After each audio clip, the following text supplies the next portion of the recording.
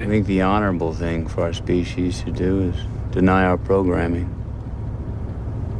Stop reproducing. Walk hand in hand into extinction. One last midnight, brothers and sisters opting out of a raw deal. Do not trust any friends or family members. I repeat, do not trust. My kid let her bunny out and it chewed up my fucking ducks book. For Christ's sake, this place is a fucking savage land. Yeah. You didn't even... Bunny will do that? Jesus. Yeah, man. Just like whatever. It walks around, tries to like just eat shit, and it like has those like horrible teeth, and it just ruins stuff immediately. It has to be a real clear zone when you cut it loose for a little romp. That's some high quality glossy paper too. I'd be tempted. I'm not pleased. I've been chewing on mine. I got to be honest. So I gotta. That's okay. Gotta be honest. Gotta be fair. You know what? I'll get over it. Your rabbit's really fat too. Like, dude, it's fucking it's not just fat. It's gigantic. Yeah, it's huge. I don't know how big bunnies are supposed to be. Like, is it like, not that big, man? I don't think. I don't know. What have you been doing? Is this radiation? I don't know. It came like that. It was like little. It was a rescue. Oh, a big rescue. Fuck. Great. Oh boy. Watership down. Shades of Watership down. Now it's like the fucking Incredible Hulk. It's like big. It's much bigger than a Chihuahua. It's the size of a medium. Like I would say, like it's approaching the size of a Bijou Frise. Oh boy. I'm concerned. This is how Clifford got started, I'm pretty sure. It feels that way. Yeah. Taking up a lot of fucking room, eating my books. Yeah. Fuck. There's going to be hell to pay.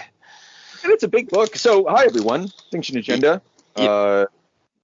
Chris, James, and James. I'm James. Let's try this for once. No one's going to be able to see tell the different Jameses apart, but I'm James. But am I supposed to also say I'm James? I think so. I think that's how guests, like hosts, do. Oh yeah. Do a little, though. I don't think we sound alike, so I thought that was sort of an easy thing. Apparently not. Apparently some of the comments we got, some of the hilarious comments we got, salt contest, tell us apart, they say. Find that. I think we got that comment more than once. I'm not really. Maybe twice. I think. Yeah. I don't know. It's just it's a blur. Who's that other one? Who are you? I'm Chris. Hi, Chris. Yeah, that's definitely Chris. Mm-hmm. Yeah. And that's. I think we'll do it better next time. We're gonna be. We'll practice. 5 numbers. I don't. But absolutely. Because if there's one thing, how do you spell professional? Extinction Agenda. That's right. You can't spell professional without Extinction. Professional. Yeah. Very good. So we had a contest and we had some winners and we had some choice things. So update to. Oh, I thought you were gonna say we had some losers too. Yeah. So well, right. Listening to this podcast, I mean, we know. So we had 2 winners just because we had 2 prizes, and I just felt stupid because I needed to get rid of the books anyway. So I was like, why not have 2 winners? Boom. So someone got the Wild Storm, and it's en route, and another person got Promethea, also en route. Interesting. I will say, without naming names or addresses or anything, they're both in Georgia. I thought that was an accident and a surprise. Our angriest fans are in Georgia. Yeah. That's where we are held in the most contempt, apparently. Yeah. If Georgia, wow. I like Georgia. Well, there you go. They don't like you. Stay away. Sometimes the things you love just don't love you. Yeah. Well, I don't know. Yeah. My only experience was with a Georgian girl, so. Right. And that'll change your. Yeah, that Georgian girl will turn your head. Yeah. In a heart. There you go. There was some consolation prizes. I haven't shipped out 2 of them, and then we've got one that you're going to be shipping out. So definitely some consolation prizes on the way for our runners up. Let's say instead of losers. Yeah, I mean almost winners. Yeah, because I mean, by the essays, I think we may have been the losers. Some of them really made me sort of chuckle afterwards. Like, Definitely. I think it's mostly the timing. I mean, saying this out loud, it's probably not super funny, but for some reason I kept listening. Maybe I truly do fucking hate my life more than I ever realized. Through the spirit bolstering power of alcohol and loads of weed, I managed to get through your coverage of the Invisibles, and then decided to throw you guys a phone and check out episodes concerning the things I liked. Yeah, classy. Yeah, that was nice. I like that he trashed. I mean, oh yeah, I feel like that's the highest praise. I don't know. Exactly. Yeah, maybe that was it. Maybe, and then I like that. Sorry, and on the other Invisibles, one of them took it to me personally. It's not the gall to have 45 minutes of an incoherent, possibly drunk rambling about Kirsty Bakshi Shelley that had the energy of a tired old man wanking in front of a mirror. Make eye contact. I was drunk. I want to be clear about that. That was not possibly drunk. I was pretty trashed, and so probably clear from the from the presentation. But no one here is denying ever wanking in front of a mirror. Too. I like that the Invisibles insults were included, that it had some small shards of worthwhile discussion amidst an ocean of inflated ego and philosophical masturbation. I don't even disagree with that assessment, to be honest. Yeah, I think what hurt the most about these is how close to home they hit. Yeah. I was like, oh boy, jeez. We definitely deserved this. Yeah. Could have went for a gut shot, but went for a nut shot. Yeah. I found your pseudo intelligent Backstreet Boys edginess quite entertaining. I can't believe that one of the individuals really took it to us about Scott Snyder. Hence your prepubescent Wicca love for the hack writer known as Scott Snyder. I was really surprised about that because, like, he's not that bad. He's, prepubescent Wicca love is pretty accurate. But still, just of all the things to zero in on, I just thought that was funny. I know, because, I think we talked about that the other day off air. Would have been like, who else is writing Batman better than Scott Snyder in the last few years? Yeah. Honestly, like, now that everyone's comfortable slaying us, just send an email. Let's hear it. Who's better than Scott Snyder that's not fucking 111 years old right now? Yeah. I'm kind of concerned that I'm concerned about some of the answers we're going to get because we're just going to be. Oh, man. Yeah. We're going to say rude things about your answers. Just, oh man, Chip Zdarsky's really fucking killing it. Yeah. Oof. No, he's not. No. Brian Azzarello doesn't count. He's old as balls. I don't think he ever wrote Batman either. I don't think that. Greg Rucka's probably up there, but we already talked about him. Didn't Brian do the Bat Dick? I thought he did. Brian Azzarello. Please excuse me. Yeah, sorry. I confused him with Brian Michael Bendis for a moment. You're right. I'm sorry. Yeah. Bendis. Yeah. I like Bendis, but that's a personal thing. Yeah. Maybe he would have a good Batman run. Who knows? But I guess we'll never know because he's too fucking old. Well, he's exclusive with DC, I think. Maybe we will. But he's got a Superman run that just looked utterly ridiculous. It was stupid. Like, I didn't read any of it, but because like his basic plot idea was basically a redo of his Daredevil run, because as people may recall, spoilers, he made it so that Matt Murdock's identity was revealed. And so what the fuck does he do with Superman? Reveals Superman's identity to the world, and then Superman has to deal with it. And you're like, come on, man, to like something new. Give us a little something new. And then we had someone from Argentina who they I don't know how to describe it. They wrote a letter, but then they also like changed some of the coloring of the letters, so it's spelled out "fuck Canada." Oh, that was great. Yeah. Yeah. The worst part is that we had troubles, like we didn't get it at first, and that's on us. We're not that smart. Yeah, we're, and you guys told us how not smart we were, and Yeah. we really appreciate that. Yeah. I'm realizing actually there was the individual responded to us and I missed it, and I have to respond to them again. Okay. Anyway, so thank you everyone. That was a lot of fun. We really appreciate it. We'll see you all next year for the second annual He Who Dares Wins essay contest. But a roaring success this time around, I think. I'll try to get a bit. What it was that surprised me the most is that how little people had an interest in Promethea. It wasn't until we put up the Wildstorm and Warren Ellis that people started showing up to the yard, and it's surprising to me, but it shouldn't. Warren's a blast. Come on.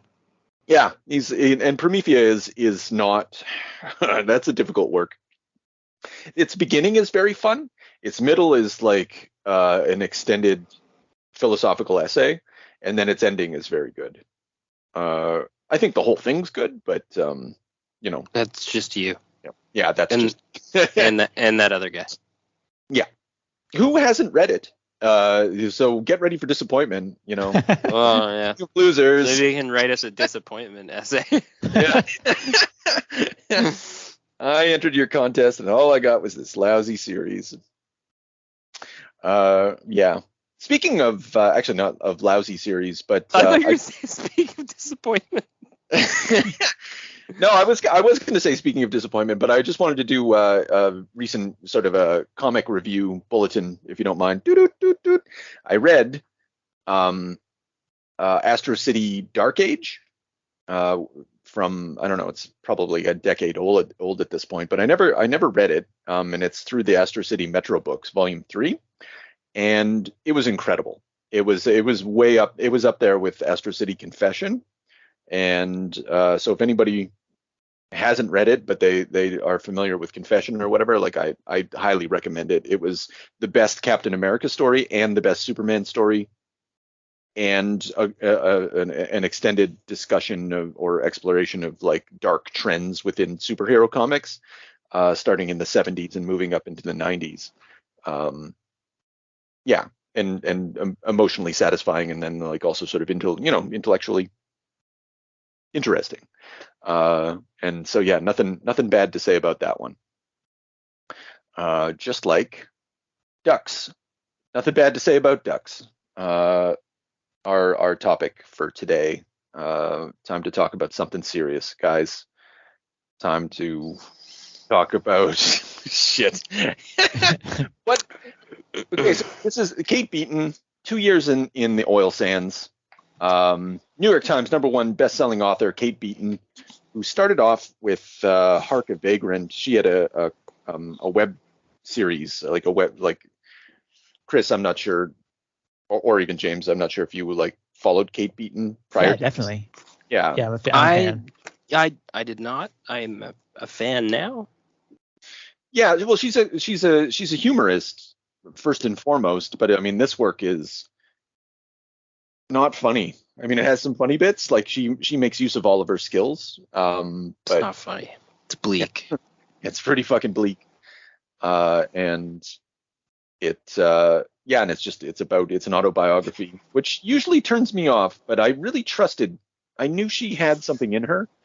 And the moment I learned that this book was coming out, I ordered it without really knowing anything else about it, because I'd enjoyed so much of her work for so long that I felt that I owed it to her to check out whatever serious major work she might have had to produce, and I had a good feeling, and I really wasn't let down. Like this is a serious work about Canada. Is that fair to say? Yeah, definitely. Industry, Canada, obviously men and women, men being awful. Yeah, this is. Yeah. Go ahead. No, sorry, go ahead. I was going to say it's a post Me Too book. I don't want to say it's just that, but it certainly is. It's of its moment, but it's also fairly universal. Yeah. Sorry if there's a dog barking in the background. My fucking neighbors. Goddamn dog. I didn't hear it, but okay. All right. Yeah. This is over anyway. there. This is it's very Canadian. I'm gonna say this right off the cuff. I worked in a mine when I was 18, and it sucks shit. And the culture is horrific, and the men are horrific, and I didn't stay there for very long, and I can't imagine being a female in that work setting, and that was above ground in like a well-managed unionized facilities spot. So what the fuck was going on out in the Wild West here in the oil sands was probably much worse than this beautiful artwork sort of portrayed. But yeah, just saying, opening with that, you know. Yeah. I thought about you a little bit, and I thought about your dad, you know, and anybody else I've known who's worked in mines or worked in hard labor, you know, here in Canada, to the extent that those jobs still exist. Yeah, it's very true to life, you know, like this isn't, it doesn't feel made up. I mean, it's an autobiography, but sometimes you engage with an autobiography and I don't know, you feel it's exaggerated or made up or something like that. And this had a raw quality that is surprising given like she's a cartoonist. Like I said, she's a humor strip artist first and foremost, and but she's so good at landscape and naturalism, but also cartooning, that she's able to convey a lot of emotion and situate things within real landscapes with real seeming people. It's quite the gift. Yeah. Should we talk about like most of our individual people, you know, we just have our audience members are all from Georgia, so maybe we should talk about what Canada's like here. This book's about Kate Beaton, the author. She lives in Nova Scotia, which is on the East Coast. She has a massive student debt.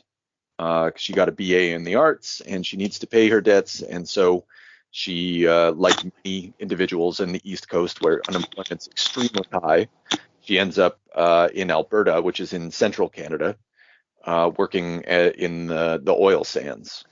Yeah, and for the record, there was a time, that time is long past, but there was a magical time in central Canada and Alberta where jobs were paying a ludicrous amount of money in that area because of the oil sands. They were drawing people into work, and they were overpaying for even menial jobs. A coffee place, you know, I don't know if any, you know, whoever is listening, if you know what a Tim Hortons is, you know, similar to like a Starbucks, whatever, a little bit lower grade.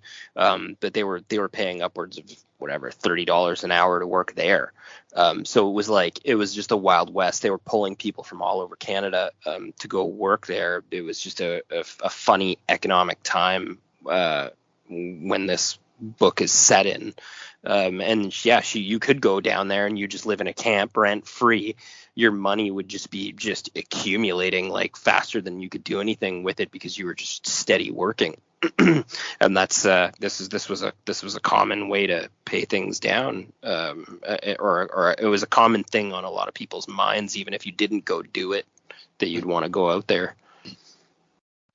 Yeah, so that's basically it. And then I think she ends up in Vancouver, which is on the West Coast, briefly, and but then it's ultimately her oscillating between central Canada and then finally, spoilers, you know, returning to the East Coast, you know, going home back to Nova Scotia.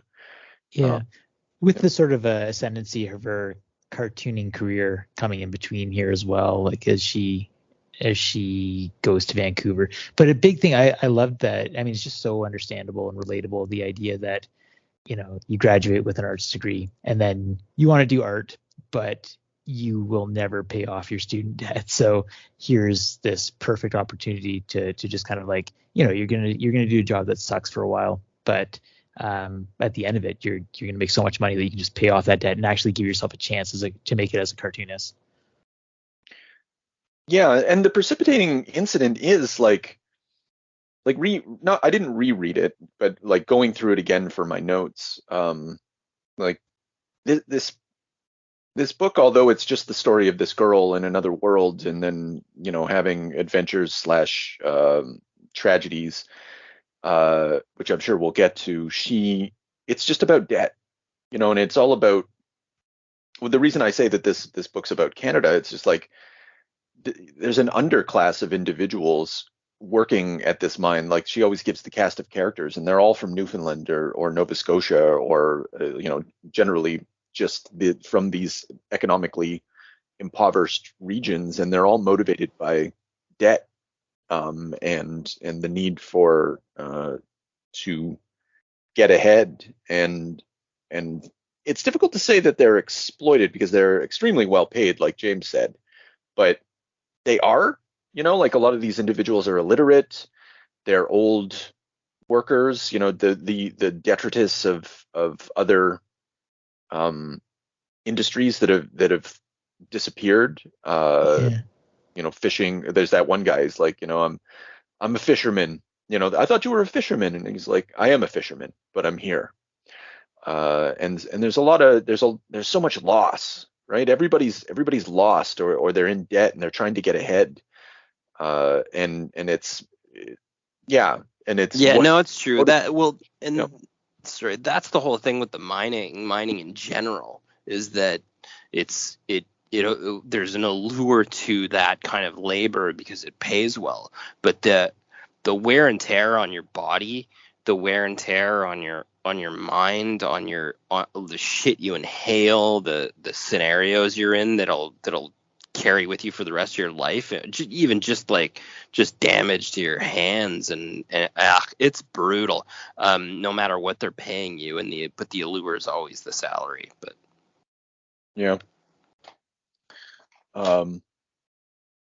so I don't know, where should we, what's first up in your notes there, Chris? What do you got? Let's see. I just kind of had this idea that this is sort of like a Heart of Darkness like scenario, where there's a succession of going further into the oil sands. I guess the tar sands themselves are Kurtz in this scenario, but just this idea that something that she plays with a lot, or plays with, because I guess thinks through a lot, is this idea that this scenario is completely unnatural, and that just by being in a place like this, it's having this terrible effect on the men who work there. So that even if people that she knew were transplanted there, there'd be the same sort of deterioration. But there's sort of that progression. Like she starts in this. Well, she has this idea that she'll get into the tool shed, and that's sort of like an indoor job. Like, you're just kind of checking out materials to people. They come in, they need a wrench or whatever, you turn it over. And she's like, I could do that. I told them that I work at a hardware store. My dad had a hardware store, complete lie, but she's able to figure it out. And then but that's sort of like the low paying stuff. And then on the edges of camp, and it's still connected to that town, I think, for Fort McMurray. So there's that level, but then once she gets into the camp proper, where they're just starting to break ground in the oil sands, and it's just sort of like built up cabins, then it's she gets the warning for that Ambrose. There's that guy that you're saying, the fisherman guy, like one of the examples of like one of these sort of like fatherly men who kind of take her under the wing, and he's like, they have that conversation in the truck after, like, as she's thinking about going to that place, and he's like, it's not that it's not safe. It's that when people don't live in a place, when it's not their home, it makes them different, and they have no attachment to it. So, like, be careful, find your people. But it's all the loneliness or whatever, like, really, really gets to people there. Yeah, the first person who points this out to her is, if I remember correctly, is actually a woman who is like encouraging Katie to, you know, find a boyfriend. You know, she like, are you married? You know, are you having sex with anyone? She essentially asks, and she says, you know, like it's not the cold and it's not the work or anything. Like it's the loneliness that gets to you.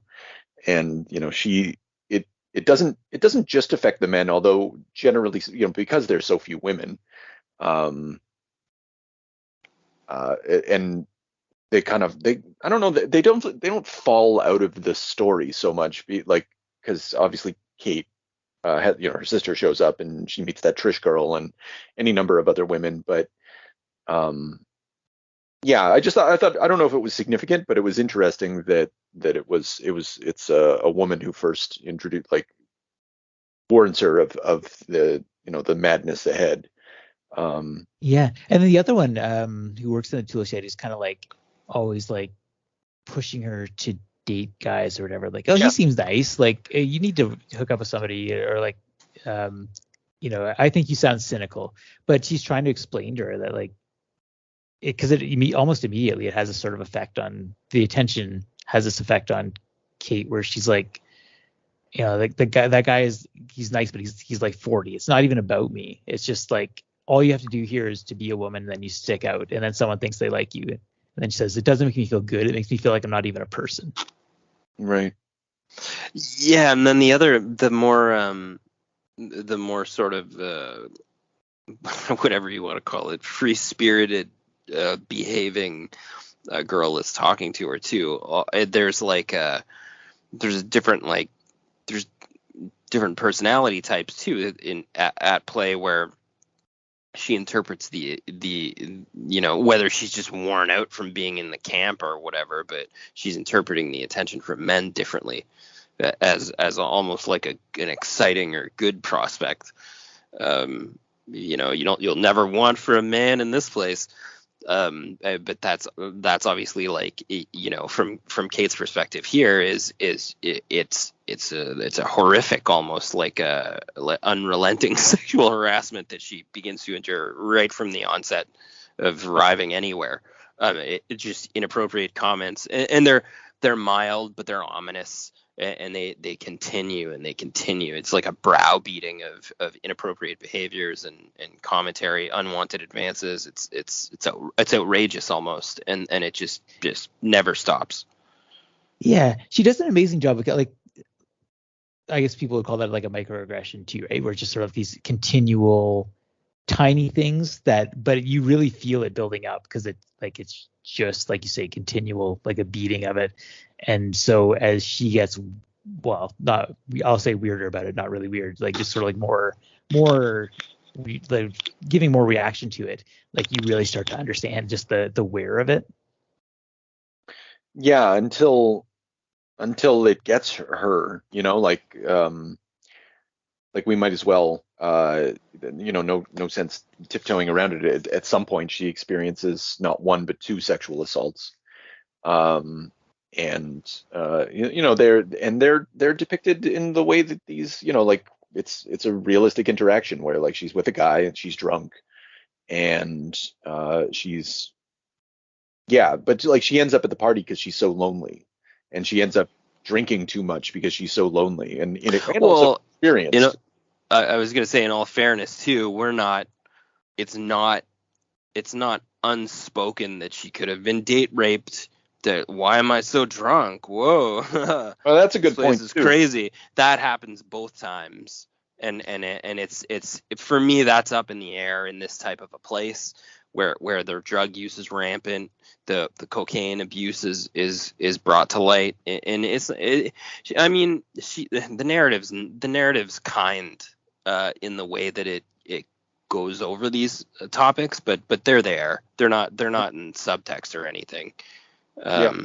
So it's just one of those things where you're not sure what happened there, and it's a blur for her, and she shows it that way. And it's you can see her say, no, don't, and then it because she's so fucking inebriated, it just sort of pushes, and it's displayed in in a way that she sort of like checks out. The first one, sorry. I'm looking at those panels too. Like your typical like layout is just like sort of a 9-panel spread with like a lot of dialogue, and in that moment, like it just kind of like boom, four panels, like a film strip looking like almost. So it gives us like real claustrophobic feel to it, and just almost like it's like so ominously like a film strip, like unavoidable. It's happening and it's unescapable. It's it's really powerfully done. Yeah, she's like speaking of technique, I mean, I don't want to just like skip over the topic itself, like the content, but like her techniques are, you're right, about the 9-panel grid. She's two of her greatest skills. Well, she has many skills, but she knows when to be silent. She knows when to pan out and show something really big and give it a lot of space and a lot of time. She knows when to squeeze it in, just like what you were describing. And generally speaking, like she sets up a rhythm with these panels. Like I was thinking while reading it, and I was thinking of Charlie Brown Christmas, because Charlie Brown Christmas, if you pay attention to it, is a series of 3-panel gags, one after the other, after the other, after the other, in a typical Charles Schultz Peanuts fashion. And for the most part, Ducks is a 9-panel grid gag strip that is also an extended narrative. Things are set up and then there's a payoff at the end, but it still manages to be propulsive. And there's exceptions, of course. But she has a tremendous control over the comics form, which makes this book possible. And allows, because there's a million ways to depict, a sexual assault in the way that she did, but those like 4 black panels where we're just left to imagine what happened to her. Like she doesn't exploit her own trauma. She depicts it without, That was funny. Not funny, excuse me. That was an odd one for me as well, because it's she's not in that particular one. The second time, she's not saying no. The first time. Sorry, the second time. Okay, so the first time she cried, like she's crying. Oh, the second time. Okay, the second one was a bad one. Excuse me. Sorry. The first one was odd because you don't see her object to this scenario. And it's almost like you're left to, and she actually touches on that later in the book where somebody, I think somebody says it verbatim to her, or she's having a conversation about it, and she said that there's a difference between like regretting what you did and being in that scenario. But then in her own commentary at the end of the book describes them both as sexual assaults, as rapes. Yeah, well, I think like she does say, well, yeah, she talks about it. She's like, I went along with it because I knew the guy was leaving and I was scared about what would happen if I said no.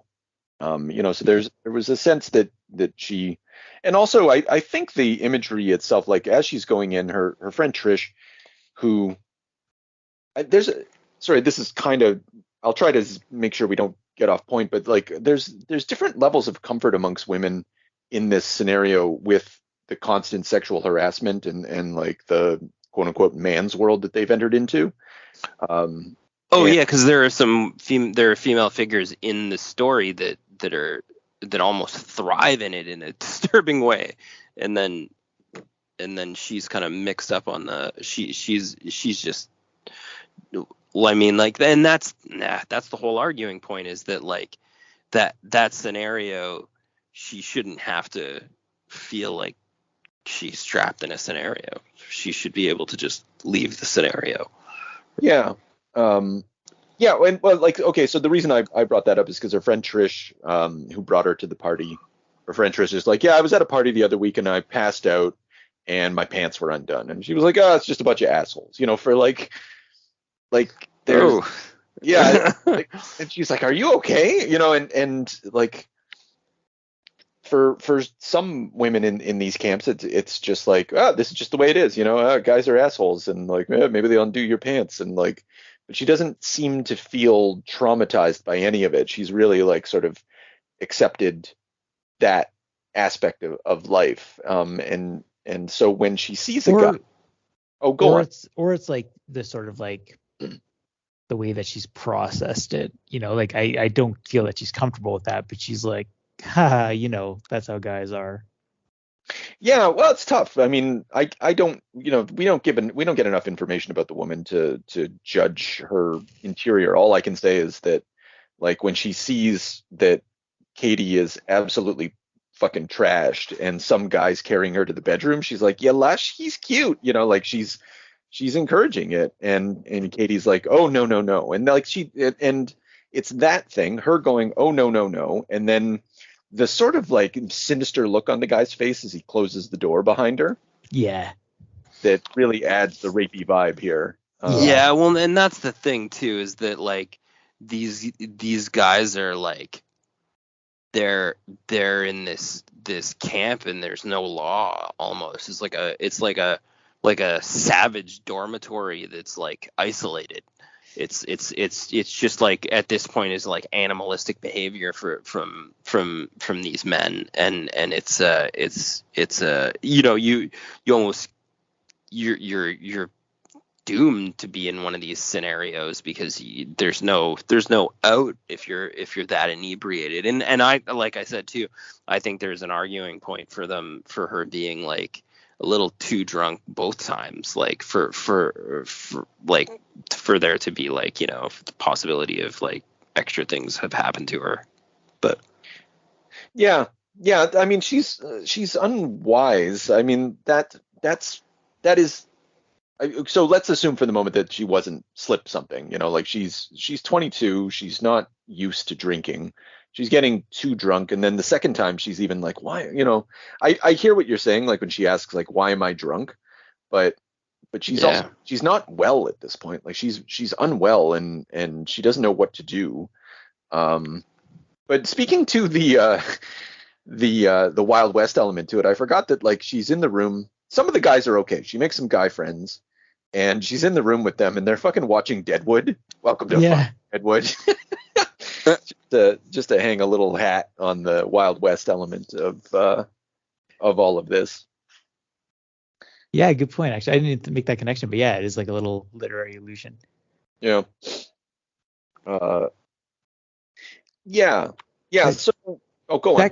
That conversation they had, like that's the point. I don't totally know what to make of this. I think I know what to make of this, but so that's where she kind of confesses this sexual assault to her two guy friends there.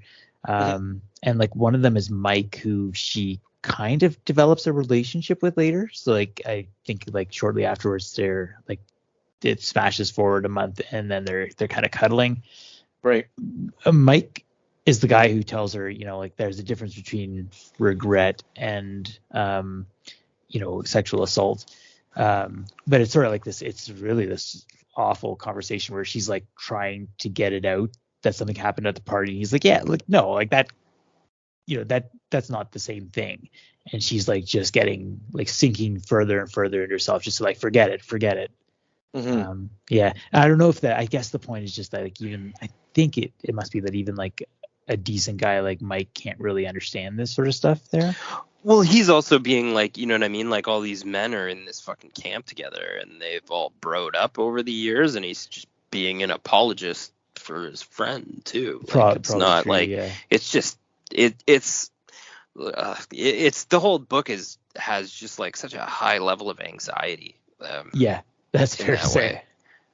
Yeah, she really like begins to disassociate, like walking around outside, not remembering leaving the house. Like it gets really heavy. Yeah, and there is,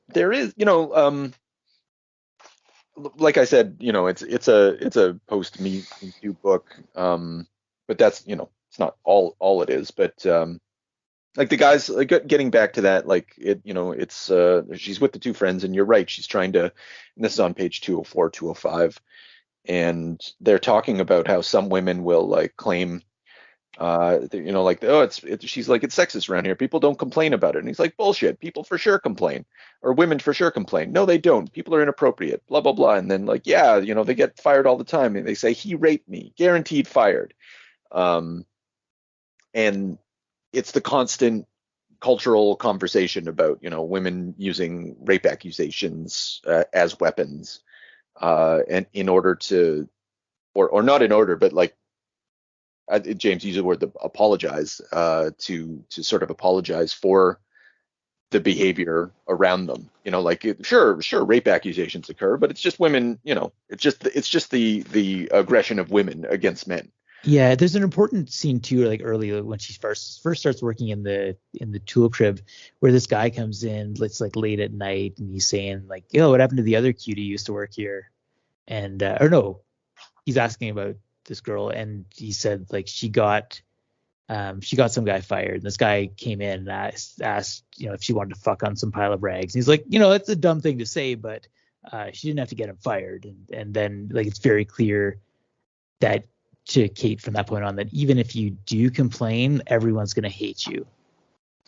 Well, yeah, that's the other thing too. I think that's a big thing throughout the book too, Chris, where even the older men are consistently like grooming her that this behavior is this is what it is. It is what it is. You're going to be a rat about it. You're gonna complain about it, bitch about people, some guy coming on to you, you should be happy, you should be lucky, That boss, like when she first starts working at the inner camp, and like all the guys just line up to check her out, and she's so uncomfortable. Oh, that was bad. Yeah, and then she's like, he's called her and said like, I can't be giving you special treatment, like I'm not giving you time off, like what are you doing? Get back in there.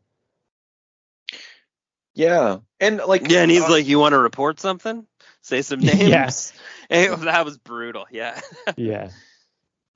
Well, that's at the end. Like the guy at the beginning doesn't. I'm looking at that's like 164, 165. He, he's like, did you feel threatened? And she's like, don't get, he's just saying you should have done something, but I was in a fishbowl there, no one, nowhere to be away from it. He's like, I see.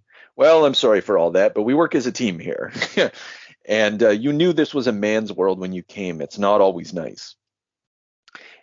And there's like, I want to draw a parallel between like this behavior and the what we hear later at the back end of the book, when some of these concerns don't disappear but kind of become in the background, when like the safety issue, when they start talking more about the safety pyramid, and like hiding all the accidents and saying that there's no time off losses, and everybody just wants to make money, and they don't, they're not their word, like special treatment equals safety, special treatment equals mental health support, and nobody's down for that. And this is kind of an encapsulation of that. I know they're different issues, but I think that she really does want to connect the culture to capitalism as well, to sort of like the I've said it before, but like the unnatural state of being out there mining or like drilling for oil or whatever they're doing there. I think it's almost expressed through animal life too, where there's one part where she has like one of those awkward encounters with men, and then she walks outside and sees that 3-legged fox, and she just flips out on it, like, get the fuck out of here, like you're gonna die here. And it's just sort of like she's taking out what she feels on nature, but like nobody's meant to be there really. And again, there's all that talk about, I think one of the guys, Ambrose, like he's like one of the few like actually, consistently decent guys, sort of like a mentor. And I think it's him who says, you'd be fooling yourself to think that life is only what you left behind, like that you're not living here, and like there's there's this constant idea that people taken out of their home context are just made worse here. Is it that they aren't made worse, or they are made worse? I believe that. Well, that's a question that she's asked. There's one guy she's talked to, and he's like, like, I think whatever you took in school, they charged you too much for it, just sort of like brushing it off. But. Yeah, right. That was... Yeah, probably true. And getting back to it's not. And why I was struck by the fact that this is all precipitated by or kicked off by student debt is like school's kind of a scam at this point. Like, it's a very common talking point amongst the right wing. But it's one of the few moments when I'm like, yeah, they really understand, like it is like the exorbitant prices and fees and the debt that you accumulate in order to try and educate yourself to get like no job. The prices, yeah. I think education is valuable, but yeah, I'd say, yeah, you should. Shouldn't be indentured. I thought Canada was like notoriously, like almost like a pain point for that, but I don't know. I guess other countries are the same. But yeah, U.S. for sure. Yeah, because it's a point of it's just like a point of privilege. It's one of those things that if you continue to pay for it, you'll get it, and then you are enabled to, whatever, have better jobs, and the hierarchy's kind of set up that way, right? So that like dummies can't fail if there's enough money up front, and just continuing to push them through the churning wheel. Yeah, I don't know if that's what this book wants to say, though. Although she does talk early on about like some of her classmates. Like, she says explicitly, like, we don't have enough money to fuck around. Like, you go to school, get your thing, and then you got to pay off your debt. And if you don't pay off your debt right away, you're fucked. Like you're sunk. It just carries with you. Yeah. And that's like one of the Canadian things too. That feels like truly Canadian about this book is that like you can go from coast to coast, and like the shitty little towns are very comparable. It is not. I don't know. The Canadian landscape is not a. I find it bleak personally, just in general, overall across the country. But that's fair. Well, certainly, I recognize elements that, like, I haven't been. Strangely, I haven't been much outside Ontario, perhaps not at all. But looking at these aspect-to-aspect vignettes of Fort McMurray, like, I recognize all of this. It looks very, aside from like Boomtown Casino and the four-wheelers and stuff, it's it's very Canadian. But I think it's also very U.S. Like, I'm not sure there's much of a stylistic difference between like Ontario and anywhere else in North America, but that might just be in my imagination. I think it's kind of a bleak shithole everywhere. Yeah, maybe. I hope so. Yeah. Not.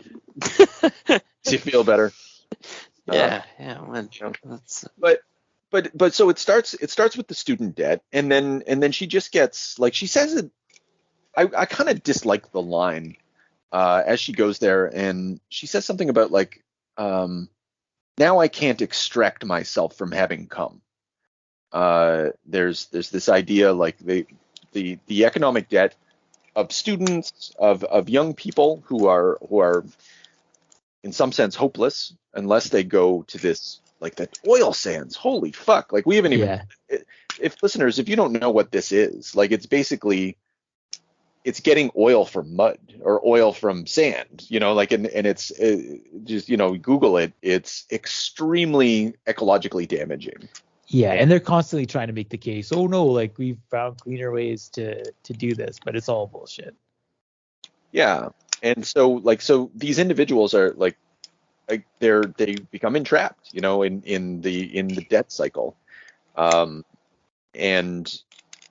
other industries fail, and this new industry emerges, but it happens to be like arguably the most destructive and dangerous industry yet. Although, I mean, I can't imagine that mining in general is much better anywhere. Like I don't know how this compares to a gold mine, but from what we've seen from up north in northern Ontario, the gold mine work and zinc mines and stuff are horrific on the environment. Like large scale water table destruction and like ecosystem destruction, lake destruction, just madness. Like and then companies will like they'll pose bankruptcy and flee the area, and it's that nobody corrects anything that they do when companies go in and do these things either. So that's I can't imagine if it's worse than that. Like wow, then and shit, there was a and what makes it particularly, like when you consider like global warming and stuff like that, like she just gets sucked into this incredibly ugly thing, and it makes everything ugly, or it's her experience of it is to perceive it to be like this corrupting influence. And one of the Saturday afternoon special conversations that she has with one of the other people, like they do acknowledge that like there's hundreds of men. It's when they're talking, that woman from the Globe and Mail wants to interview Kate because she's started to have a career as a cartoonist, but she's also working on she's also worked in the oil sands. So the Globe and Mail reporter wants to get like some salacious details, and they're talking about like it's difficult for people to think that a place like this would transform your father or brother or what have you into one of these people. But they also acknowledge that there was like hundreds of other men that they haven't encountered who aren't pieces of shit, and there's a lot of men depicted in this who are just kind to her, or it's more complex. I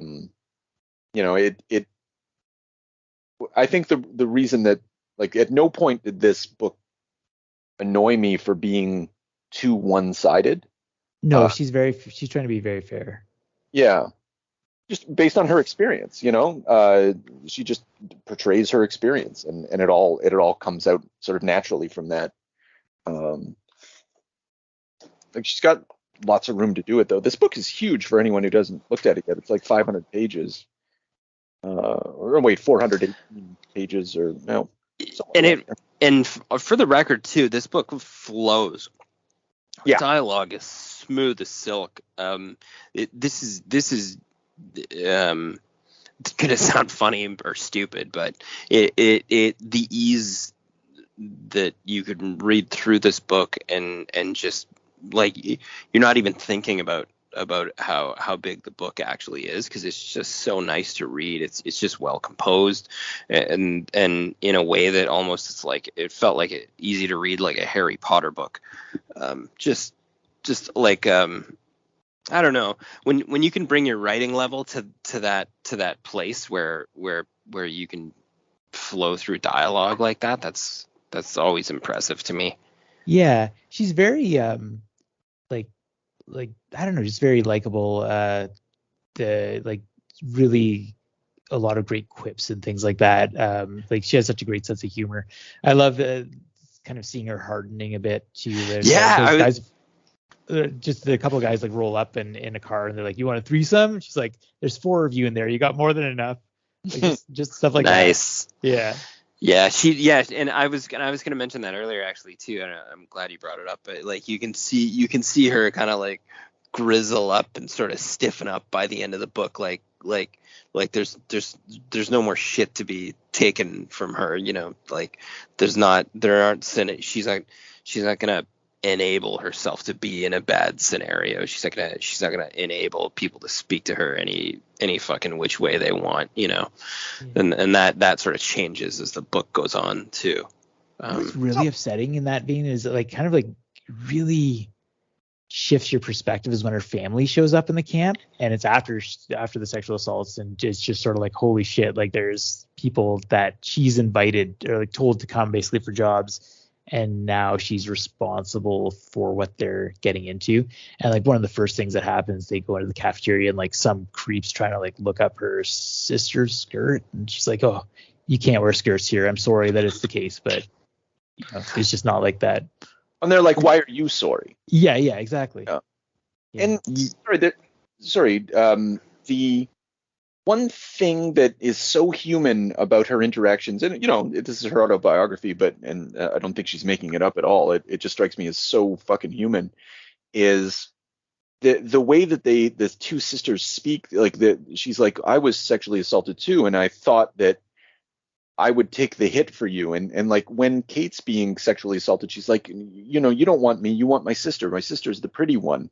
And there's all this weird psychosexual drama like that attached to like sisterhood. That is, it's certainly not the main part of the story, but it like everybody's as human as can possibly be human in this book. And yeah, I don't know. I like that takes a lot of balls to show, for one. Like I assume that's a real story about her sister, and her sister consented to have that announced to everyone, and the fucked up rationale that goes into that sort of thinking, because it's pretty fucked up. Like it's understandable, it's completely understandable, but at the same time completely fucked up, and but just weird enough to be absolutely true. Who knows what lurks in the hearts of people, and what motivates them, or what they think about, like it, because Kate feels in this book that she's not pretty, and that's one of the things that fucks her up about all of the attention, because she's not only is she not used to it, but she's used to her sister getting it, and she just can't get past that in some ways. And I'm not saying that excuses anything that happened to her, but it's definitely part of her psychology that is just sort of revealed naturally. It's part of her distrust of the situation too, like that, like, who do you think I am? Like I'm nothing to you. It's just the fact that I'm like one of a few girls here that is attracting this attention. Yeah. And so, James, it's not that she becomes grizzled, because she lets that Hatim guy talk. Oh, fuck. Yeah. She almost takes she almost takes almost like a, I don't know. She almost like has a weird thing where she just like turns it around and like roasts them with like brutal honesty. Almost brings like a brutal humor into her. But yeah, I don't know. I still interpreted that as sort of like a hardening of her personality. I think so too. I think that Hatim guy is like annoying in a way that they can just kind of roll their eyes and laugh at, and just kind of boot him out of their chat. But then he kind of comes out. That guy's fucking weird. Yeah, he's that whole rant about, feminists are just going to end up 40-year-old women who are sad and used up. If anyone told me that I could stay home and play video games, then I would say, heck yeah. Yeah. And it's like, it's kind of like the misogyny is ripe throughout all of this, and he's the only character that expresses it in it. So actually, as the book goes on, way. I was going to say in a social media way. Like, as the book goes on, as she exits, she goes to Victoria, British Columbia, in an effort to try and escape the camps, but can't make enough money, and so gets sucked back into the camps and ends up working in the admin office. There's more introduction of newspapers. There's more like social media. People are writing blogs. Like it becomes a little different as a conversation. Yeah, very importantly, there's that. They watched that video of the First Nations woman who is talking about the devastation and the impact that the companies have had on waterways, and how people are just dying of cancer by the dozens. And the companies say, "Oh no, like we have clean processes," but they don't give a shit as long as they're making money. Which, I mean, obviously, but Yeah. I think that seeing her say that is a crisis of conscience for Kate. Yeah, and I think everybody there is like, they have weird, and and this is the tail end. Like the Greenpeace comes in and they block that pipe, and that guy's like, understandably, like, who's gonna risk their life to fucking clean that up, huh? Did they think of that? And then that guy who lives in Alberta, he's you East Coasters, you're always fucking complaining, huh? You don't like it? Don't come here. Like there's all this resentment that born of repression almost. Like everybody knows what they're doing is wrong, but everybody at the same time is also like trapped within it and like the misogyny, apologizing for it, or angry about it, or just everybody's there's a consciousness like that is portrayed throughout all of this of like what this relentless capitalistic extraction driven by debt produces in the world. Yeah, and there's like, I mean, I think there's also like an awareness always that, like even early on, there's like, they'll say like, oh, like you can't have a cell phone out here. They'll fire you for that. Like you can't take pictures on site. Like just things that just seem sketchy if you really stop to think about it. Like, why would that be such a problem? Yeah. And at the same time, like getting back to the Globe and Mail lady the reporter, she, like Kate, she's like, I couldn't talk to this woman. Like she's just going to give a one-sided view. And it's almost as if Ducks is the response to that Globe and Mail. Yeah, I think so. I think that's very much the implication. Yeah. Because like it's actually like one of the things that elevates this book is it's like one of the many things that elevates this book when she, it's time for the pictures and like that image of all the individuals in the camp. And it's like they were all soldiers. They were all like Vietnam soldiers. And it's this 2-page spread. And when she wants to really emphasize an image, I've noticed she removes the page numbers to remove any of the the I don't know, sort of formal elements of a book, and you're just left to look at it as a picture. Huh. She did that with the sexual assault, and you see it from time to time. She'll just there's like an early opening shot of like just seeing the refinery at night, and it's just like so black, and just that you see the fires and things like that. It's really a striking and impressive image. Yeah, over and over, these striking, impressive images. Opening it up, closing it down. Yeah.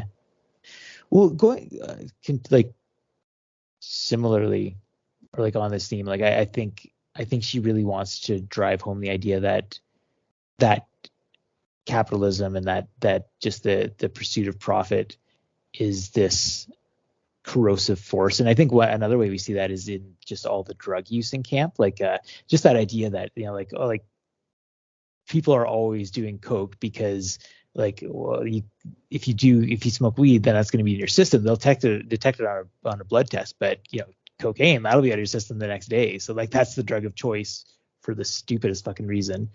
And like there's that they talk about that incident, like, oh, like this guy like was high on coke and like just let loose this wrecking ball, like nobody died, but holy shit. Yeah, shit, I forgot about that. Yeah. And it like we don't see it happen. We're just told about it. The same with that guy that got ran over by by one of the giant dump trucks. Right. The guy who took a shit in the middle of the camp, and they're like, oh, why would you do that? Like, oh, cocaine makes you shit. I forgot that it was cocaine fueled. Yeah, so he got him fired. Jesus Christ. Yeah. And the corrosive force, like I think the final, I will say that I was unsatisfied with the finale. Like I don't know what would have satisfied me as a finale to this book, but the final thing where the guys, like, she meets a guy from the camp, and it's like, and getting back to that statement, like she couldn't extract herself from the camp. The guy's like, yeah, we had a bet on which one of us would have fucked you, and like like and then like the last 2 panels is just like, why did you let that guy talk to you like that? And then there's the silent panel where she just looks shocked. And anyone who's read the whole book, you're just like, the answer because it's gotten into her, right? She's out of the camp, but you can't get the camp out of her. Yeah, and it's that answer, sort of like this subtle answer to that question of like, does it make people does it make people worse? Like, yeah, it has a lingering impact. Yeah, because like just all of a sudden it floats back. She's like, oh, in this instance, I just need to be silent and take it, and like maybe laugh about it a little bit, but definitely don't get confrontational about it. And yeah, which again, very human, makes sense. Abrupt as an ending, kind of, but comical in the typical Kate Beaton fashion. You got your setup and you've got your punchline, and then isn't the human tragedy funny?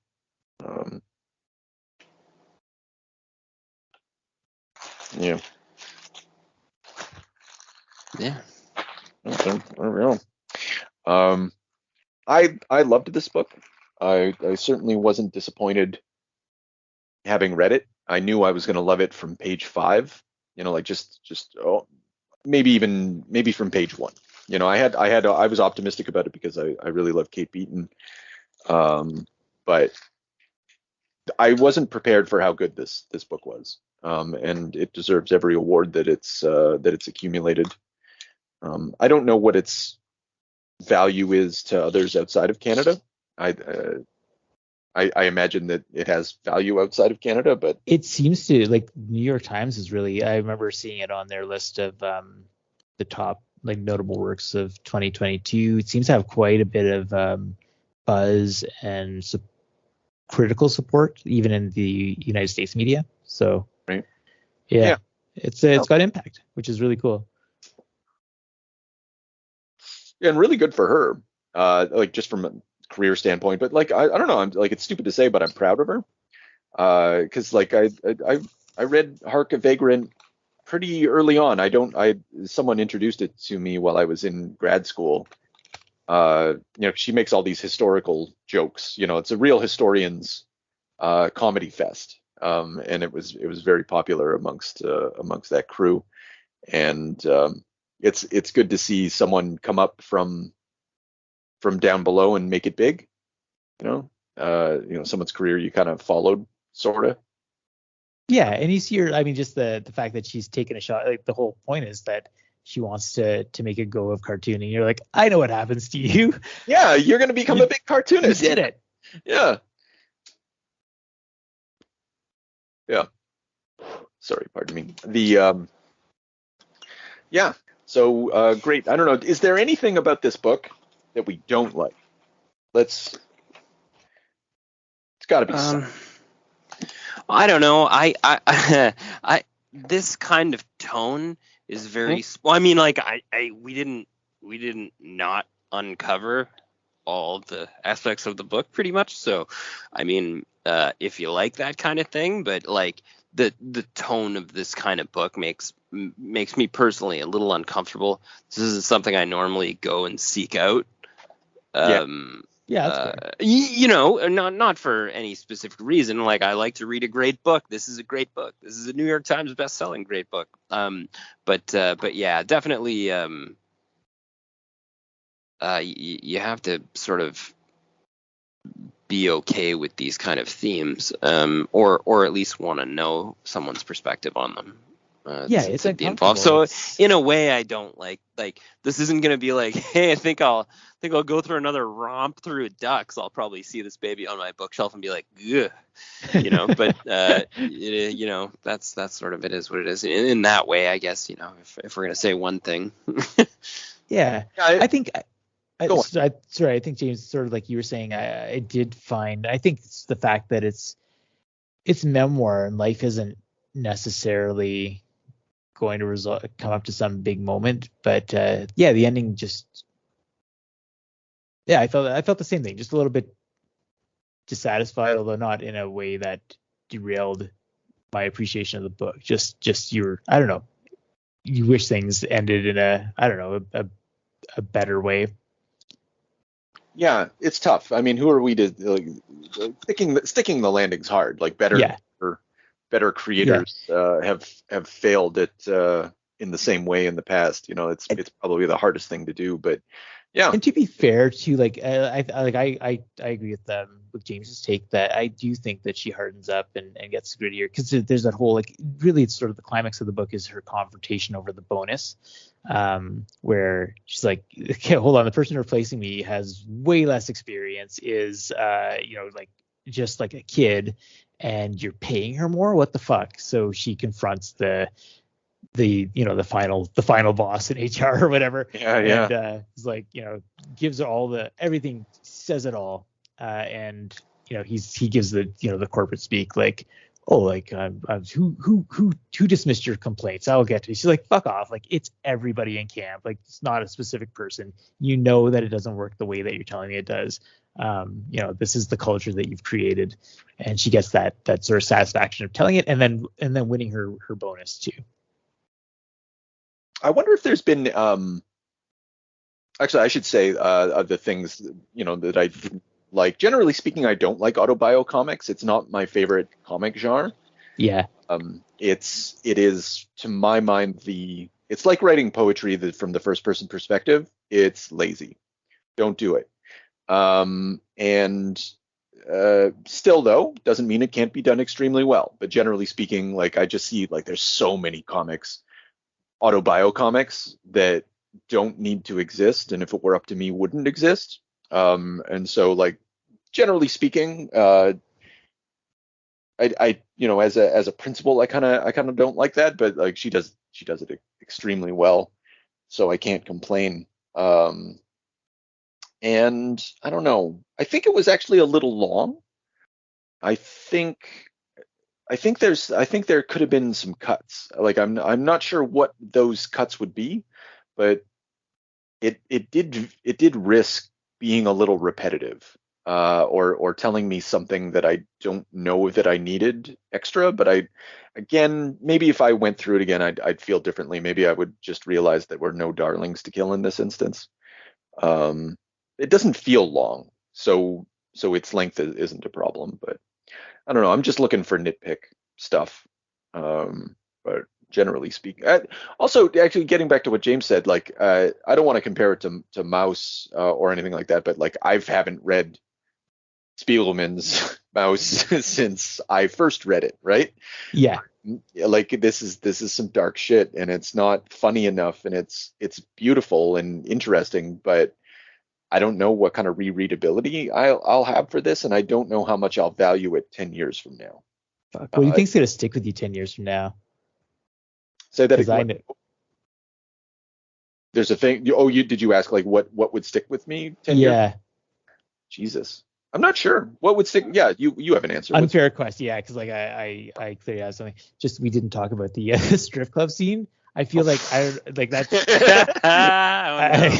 it always comes back on the Extinction agenda.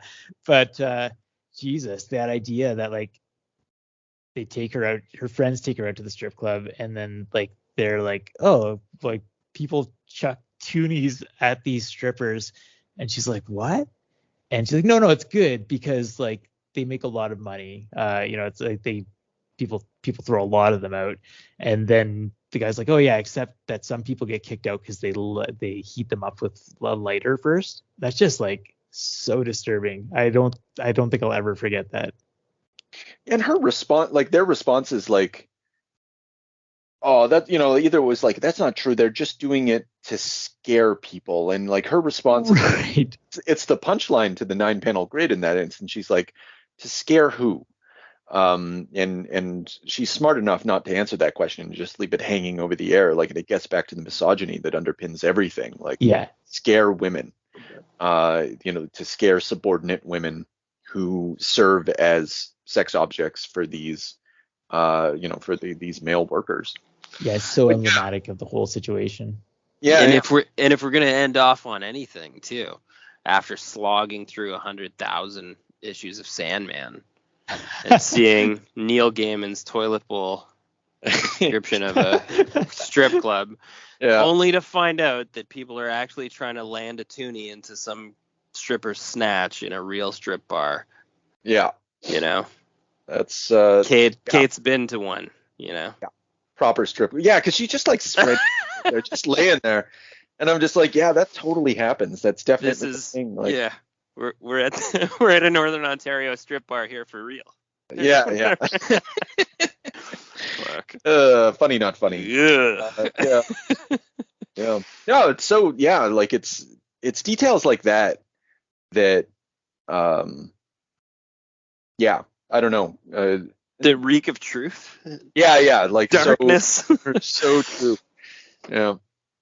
So yeah, if you want to read a book that reeks of truth and darkness, I think Ducks is for you. This is probably the darkest book that we've read in quite a while. Yeah, probably since Crossed. Probably since Crossed. Yeah. Jeez. How does that say? Yeah. So look out, Garth Ennis. There's a queen now. Yeah. And also, sorry, Kate, for comparing you to Garth Ennis. So next time we get together, we're gonna have a 200th episode. The big 2000, two millennia worth of the Extinction Agenda, and we're gonna have ourselves a wee bit of a tournament. It'll be a surprise tournament, but it's a tournament. We'll say that. And I don't know. Actually, should we make it a surprise? Because maybe some people will want to check out these books. So we're gonna look at some of the amalgam books. The DC Marvel crossover from way back when, and we're gonna have a battle of the amalgams. Not all of them, but a fair number. Only the best. Only the best. Only the very, very best. And we're gonna find out who the very, very, very best is next time on the Extinction Agenda.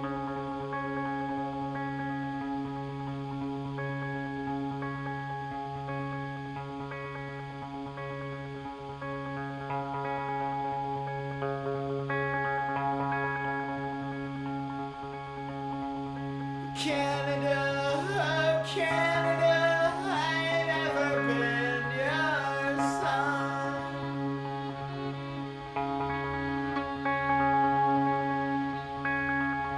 You're gentle, red boy, choking on your tongue.